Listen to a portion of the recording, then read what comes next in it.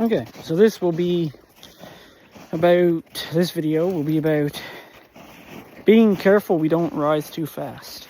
Now, some of you may wonder, well, to use a myth, even though, I'm not much into them, but it has a good life example, okay, is I will use Icarus.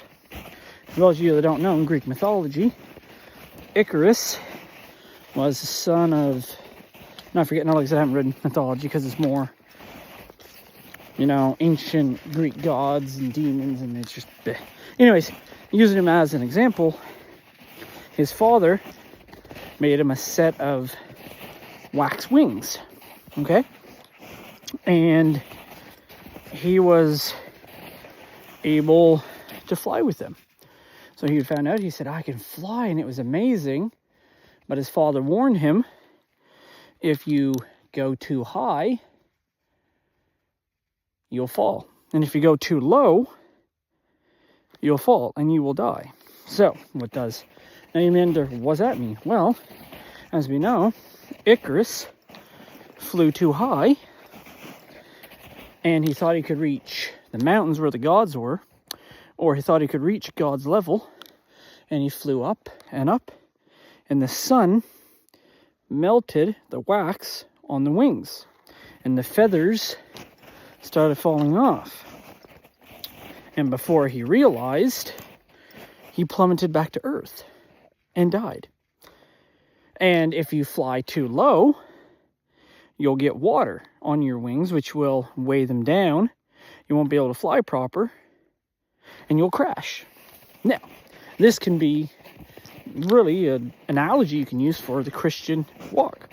Sometimes there are people, you'll see them, influencers, even pastors, they soar way up extremely fast, and then they get up there, and before you know it,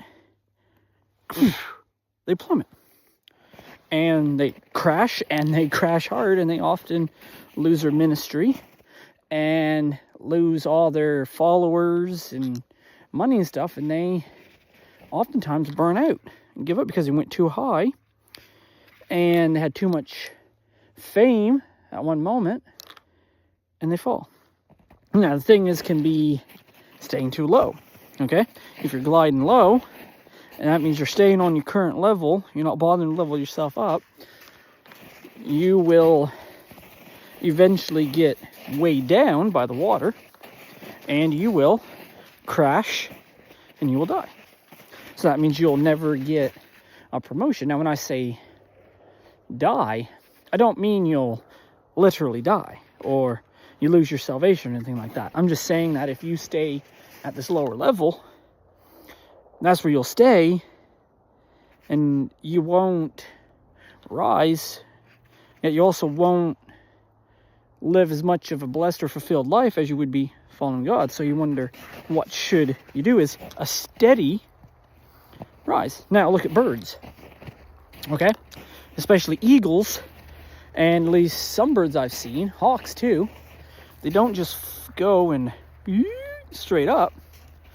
They circle, and they gradually, you see me use my hand as a demonstration, they'll gradually go up. They fly in lazy circles, and eventually they get higher and higher and higher until they're a speck way up in the sky. Now, that is how you're supposed to walk with God in the Christian life, okay? You don't want to be a fast riser so the sun burns your wings and you fall, but you also don't want to stay down on the lowest level where you drown. You see? You have to stay in the middle ground and steadily climb, but always circling, right? Waiting, and then God says, okay, go ahead, and then you go up the next level. And you wait there and circle. Then you go up. And you keep going up like that, okay? That's a gradual climb, and that's what I believe God is doing in my life with my level ups. I started out, as I said, he called me back to him 5 years ago. I was a prodigal before that. Lived my life however I wanted. Had a raging corn addiction, and Didn't care about God, didn't care about even walking with him. I just cared about myself and what the world had to offer. And so eventually, like I said, 5 years ago, he called me back, and I steadily climbed. I didn't go fast, because you rise too fast, you will often burn out and fall. I fell quite a few times, and I learned to take it slower now. So I said, okay, Lord. I said, I'm going too fast. I'm like Icarus here. My wings are melting. I'm losing feathers, and I'm falling. So we're going to respawn, reset, as a good brother of mine says. And, okay, let's do this your way. And so I submitted to God, started doing his way, and I've been steadily climbing ever since. Now, do I still have a corn addiction? Not really. I'm tempted. Yes. Have I beaten my wiener? No. I think it's been almost a year since I actually beat my wiener. I say that, and I can grin about it, because if you can't laugh at yourself, well, are you really healing? Anyways, so to say I'm not tempted by it would be to straight up lie. I am still tempted. Okay, that's part. I dropped a video about lust, and it's always going to be a part, and that's just something we have to accept. That's my thorn, and God's grace is sufficient enough to bear it. So, as I said, I started leveling. I started out on Facebook. Right? God said, okay, I'm going to start you out small. Each day, I want you to write articles. Again, this was when I was on social media before I left it. He said, I want you to write articles each day. I'm going to give you a topic. You type it out, and you share it. Now, a lot of people that read my post thought that I, planned them out, like my videos. No, I don't. I just go off of as David Ham used to say in his old videos, off the rip and off the script, which is basically what I do. I don't plan these videos out. I get a topic in my head that God gives me, and I just go with it. Wherever it goes, it goes. That's why some of my videos are one spot. You'll see me get sidetracked away onto another point. Sometimes there's multiple things in my videos I'm saying, because I'm just going. I'm like a dog chasing cars. I wouldn't know what to do if I caught one. Basically, I'm just going by the Holy Spirit, and he's saying, this, and I got so much stuff in my head firing. I'm like, okay, let's get it out. Just bang, bang, bang, bang, bang. But, use that analogy, I had to steadily climb. He helped me overcome my corn addiction. It was a struggle, and it was slow progress, but I never gave up, and I kept steadily rising. And then, as I said, back to the Facebook posts. I did that faithfully for 2 years. Posted every day, Monday to Friday, because I had to rest. Some because if you've ever done articles or study your videos, you have to rest every once in a while, because you just get mentally taxed. And with life, it just happens. So I did that for 2 years, and then he said, okay, I'm going to put somebody in your life to challenge you. And I said, okay, so who's going to challenge me? And then I found a YouTuber and his YouTube channel called Braden Steckler. And, I still watch his videos, and he's making great content, so good on you, brother. Keep cranking them out. There's a shout out for you. And basically, God used him to challenge me to make a YouTube channel. And he's like, just go with it. He made videos too, and he wasn't too sure of himself. And I started my channel, I think shortly after he'd started his and really got it going. But he was going for a bit before that. Then I started, and God sort of used him as a push to push me out. And God said, this is what I want. And now I have my own YouTube channel, make my own videos.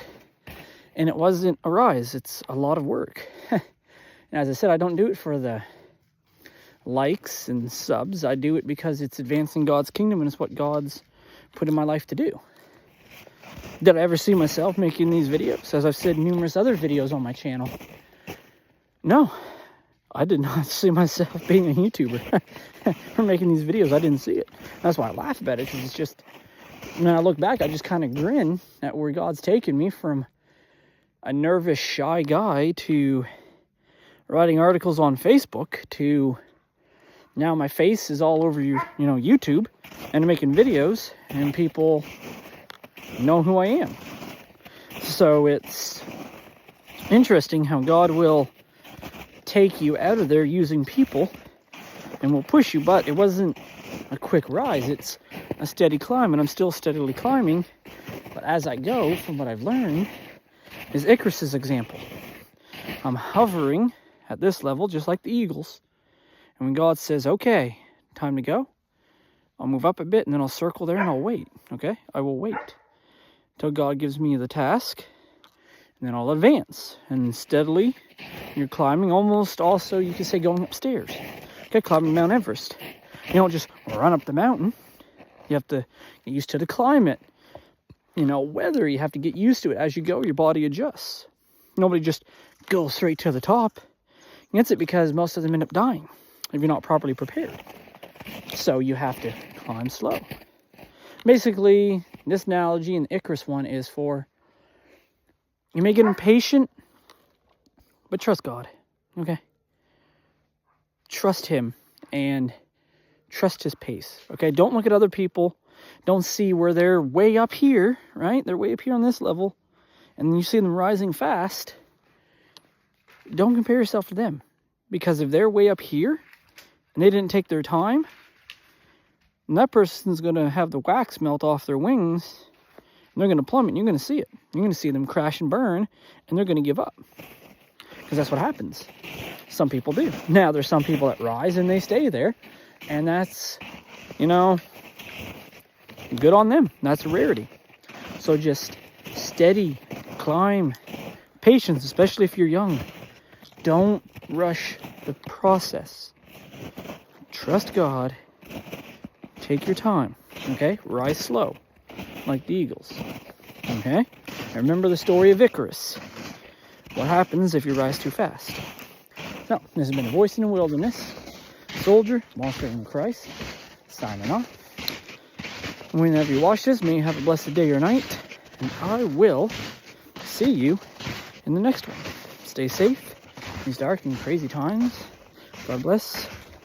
Amen.